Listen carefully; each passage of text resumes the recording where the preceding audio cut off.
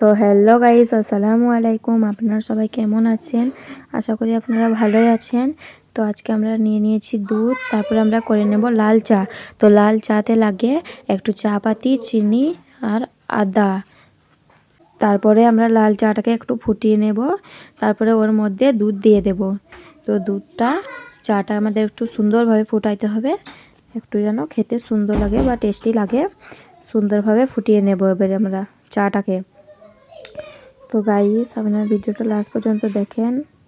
তো এবারে আমাদের চাটা আস্তে আস্তে ফুটে যাচ্ছে।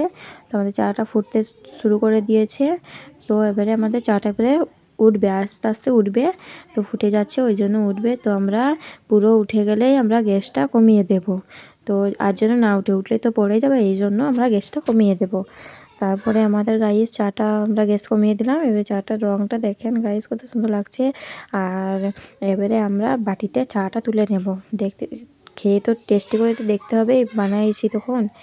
তো গাইস, আমরা এখন চাটা ঢেলে নিচ্ছি। দেখতেই পাচ্ছেন চায়ের রঙটা কত সুন্দর না হয়েছে। ও গাইস, দেখেন কত সুন্দর লাগছে চায়ের রঙটা। তারপরে আমরা একটু রুটি ভিজিয়ে টেস্ট করে দেখব তো কেমন হয়েছে। বিসমিল্লাহ। তো গাইস, মাশাআল্লাহ, অনেক সুন্দর হয়েছে খেতে। তো আমি আর একবার টেস্ট করে দেখব কেমন হয়েছে খেতে। তো দেখা যাক কেমন লাগছে আর একবার।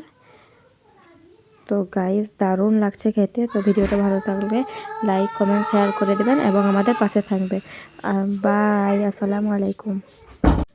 আমিনা পিকনিকে গিয়েছে, তাই আনন্দে খানিক ড্যান্স দিচ্ছে ওনার নানার বাড়িতে। আপনারা দেখেন আমিনার ড্যান্স।